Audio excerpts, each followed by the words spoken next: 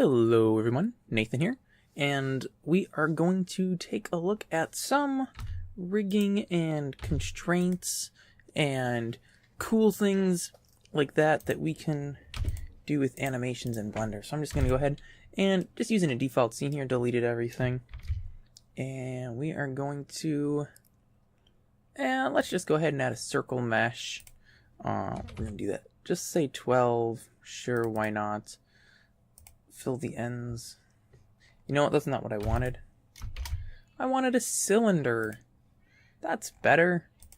Okay, so we'll put 12 vertices, the radius is fine, depth let's put to 0.1. That looks good. Okay, so basically this is going to be a train wheel.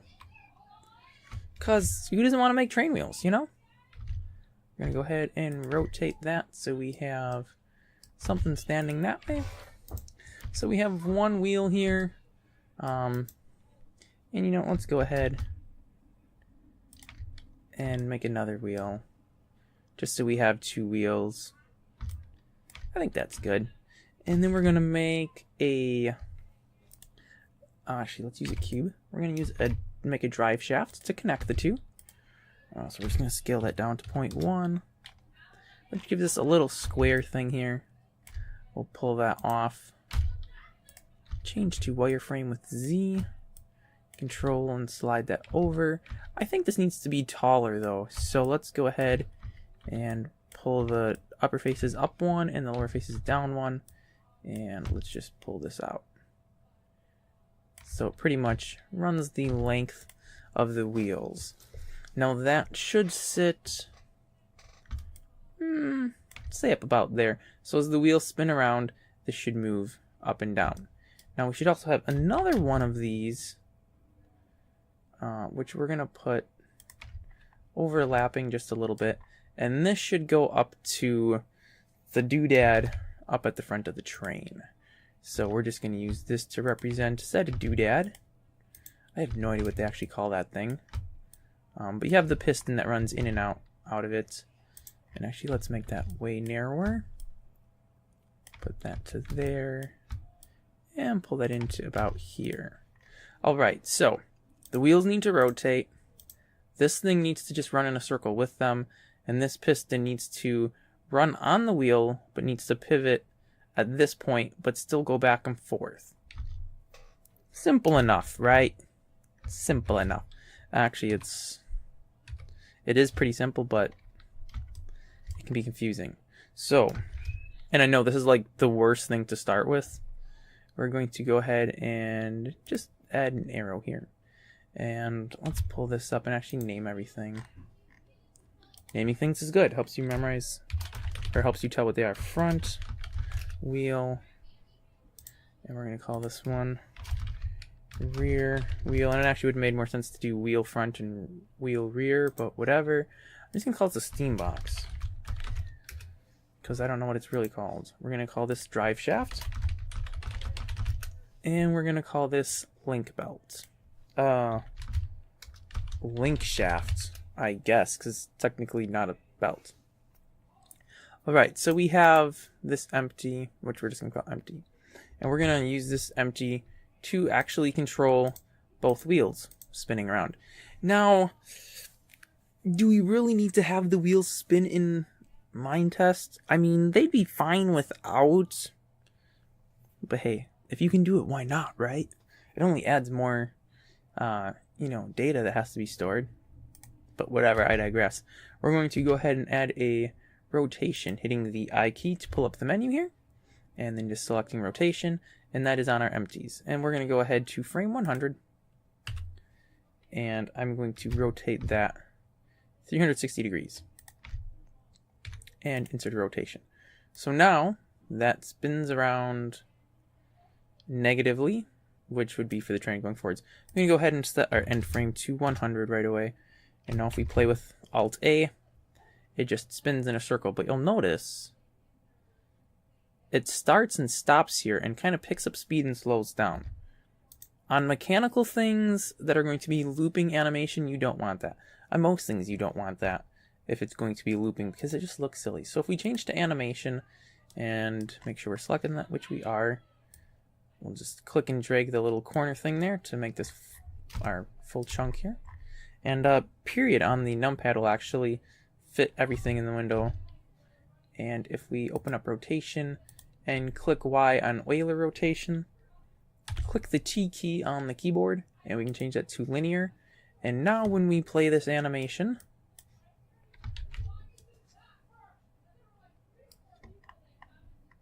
it pretty much runs smooth. Now, technically, you want to set your endpoint to 99 to have it perfect. Because otherwise you have one frame where it's at -360 and 100, or -360 and 0, which are the same. So, but it's 1 degree. You're probably not going to notice it too much. So now what we start doing is the fun stuff. We are going to add an object constraint, and we're going to copy rotation. Copy the rotation of the empty. So now, as we play that, the front wheel spins. Cool. Let's go ahead and do the same for this. Copy rotation to the empty. And you'll notice both wheels are spinning together in conjunction. Now, I could have set this wheel as a child of that, as an object, and then I can remove this. And this wheel will spin just fine. However, if I then duplicate this wheel and put it back here and play my animation, that wheel spins around in a giant circle, which looks pretty crazy and would never work. So that's why I don't want that. Now I need to get rid of that parent. And I thought it showed up in one of these, but I guess not. So we'll just select both and do Alt-P and clear parent. And then we need to copy rotation again to the empty. And now they're both working. Okay, so that's super. That's great. That's good. Everything's working well. We're going to call this rotation. We'll do empty underscore rot for rotation. And I'm going to go ahead and duplicate that and move it up so it runs in the center of this linking pin here, link shaft, whatever. And we're going to rename this empty lock underscore 1, because I'm going to have another one. Okay, now this needs to be a child of the first one. So let's go ahead and play this. Okay, it's moving, but it's doing some crazy spinning stuff. That's because when you duplicate it, it duplicates the animation. So I can clear that with Alt-I on the keyboard. And that deletes the keyframes. So now, this goes around, and it always points outward, which is fine. It runs in a perfect circle that point out, which again is fine. So we need to take this and have this copy the location of that. So let's go ahead and set up copy location and copy location of empty location 1. And beautiful. That works well. The two train wheels are linked together with this shaft that's connected to them. So as this one gets power and spins, it's also powering this wheel. So we have the traction between both rails, or between both wheels and the rail. That's great. Unfortunately, we're still not providing power to anything because this isn't being powered yet. So we need it to do some more magic. It's not magic, but it makes it sound mystical and confusing and keeps the peons in their place. We're going to do another copy location, and we're going to copy empty location 1. Now, as you notice, instantly that creates a huge problem because it pulls it all the way over. So we want to set up an offset. Alright, that's looking better. But we only want to be copying the X location, so the back and forth. We don't need to do the up and down. So let's take off Y and Z. And now, this is pumping back and forth, as it should, up in that cylinder thing. Goes to the front, pulls out to the back. It would stay linked with this, but it's not. So how do we change that? Well, we use another constraint, a track 2. Track 2, the target should be empty location 1. I have no idea what kind of craziness it just did there, but We can tweak it around by changing some of these negative X. Okay, so we want positive X. All right. All right, so this is looking pretty legit for a train wheel. You know, we got the train wheel there. We got this piston going in and out. But, you know what? Well, it's kind of hard to see just because of the lighting. But these two pistons can't really run inside of each other. So, I don't know why I did that. I wanted to hit escape. So we can do two things. We could just pull this out a little bit. Let me change to wireframe. We could just pull this out so it's there. But you'll notice it's still sitting here on this end. So that's a problem. So the other solution would be to link it on the opposite side of the wheel. In order to do that, we need to make a duplicate of empty location 1, Shift D to duplicate, and that is down 0.5, so we want to go down 0.1, or a total of 1, negative 1, and we want to go ahead and rename this to 2. And then we'll change this guy's track 2 to location 2. So now it's at the bottom half. So now as the wheel spins, I'm doing something crazy here. Oh, we also need to change the copy location. There we go. But now we have a huge problem. Our pistons are kind of, or not our pistons, these shafts are hitting each other. So that solution doesn't work. So let's go ahead and get rid of empty 2 and set these back to location 1. So how do we fix this? Well, let's try moving this empty over. And you'll notice it moves all of this stuff. So let's take a look at this. Why are we copying all these locations? All we need to do is copy the up and down, which is Z, and the back and forth, which is X. We do not need to copy Y. If we don't copy Y, whoops, I can select on my empty location, move it to wherever I want, and I'm not affecting this shaft.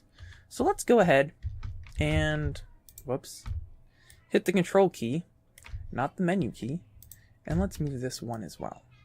There we go. So now the two pins kind of match over the tops of each other, where a rod would stick through the center of them into the wheel to provide the power. Now, this isn't really enough of an overlap, and you would totally shear any pin in there. I don't care what kind of steel you're using, it would shear. The amount of torque and force pulling on that, it would never work. But, whatever. We're not worried about the physical realness of this to too much of an extent. However, there is a very real problem we're having here. And that is that our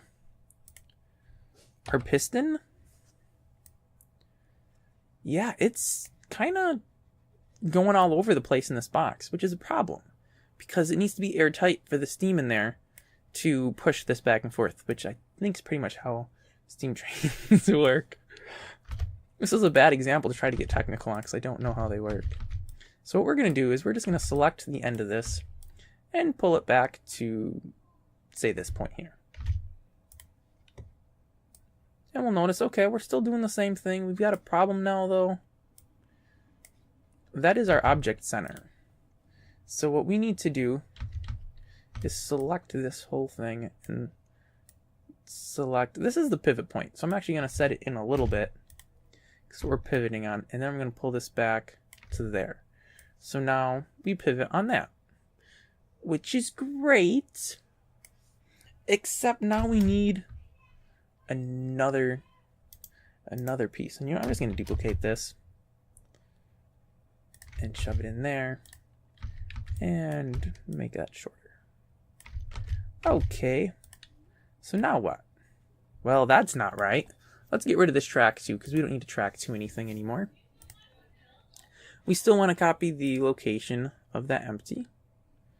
And let's see, that piston runs inside and out of this box, which should be moved over some now. Alright, so that pumps in and out of there. This joints on that.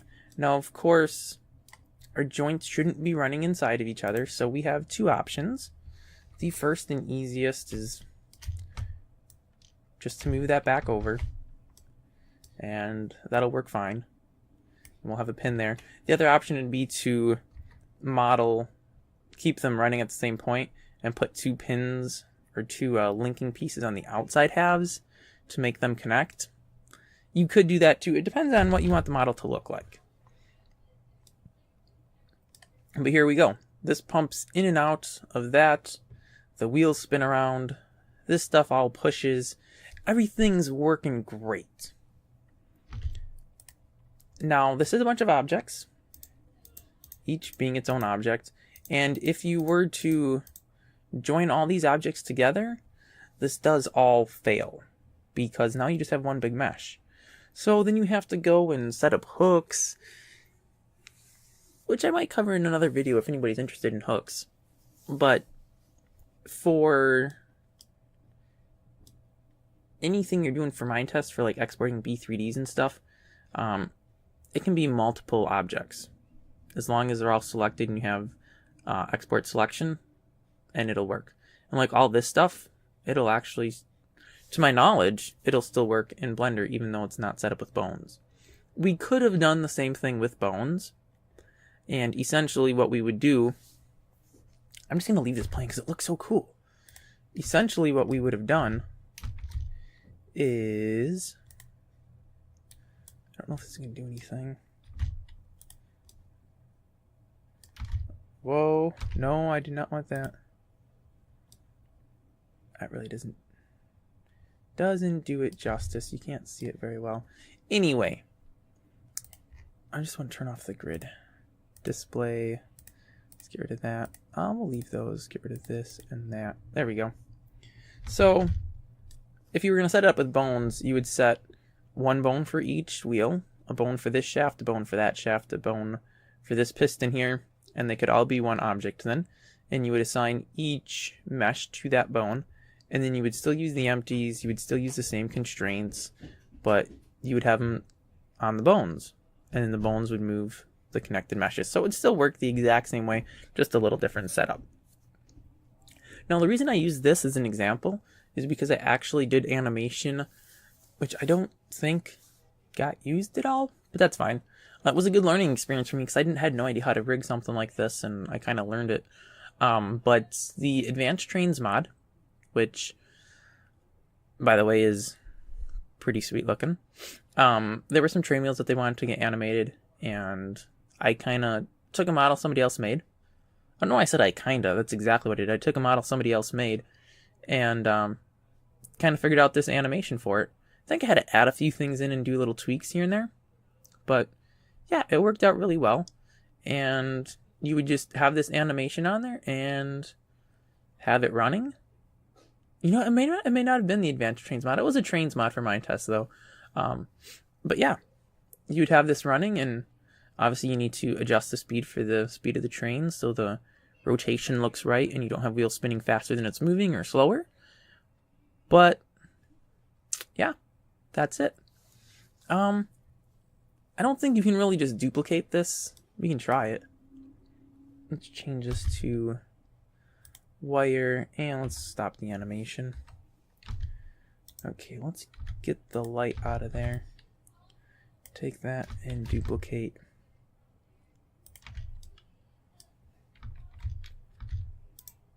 Okay, let's see. Okay, yeah, so duplicating it, everything then works to the duplicated one. Obviously, on a train, you're going to have to flip everything around so that the shaft's running on the outside of the wheel, because obviously there's an axle on the center connecting the two.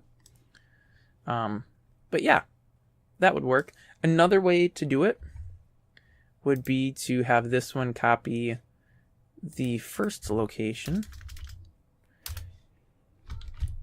and then just have everything run off of these two empties here. Because technically, your wheels are in perfect sync on both sides. So everything can be running off of those two empties, and you just use your offsets and pull them over so you have the space between it. And there you have your mighty steam train ready to pull your train car full of diamonds and coal and cobble and cobble and cobble and cobble and cobble. Did I mention cobble yet? Probably like 4 or 5 train cars full of cobble. Yeah, and like a pocket full of diamonds.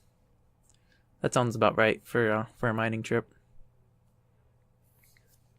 But hopefully this helps you guys out some. I know, like I said, it was kind of advanced, and it's kind of a niche kind of thing.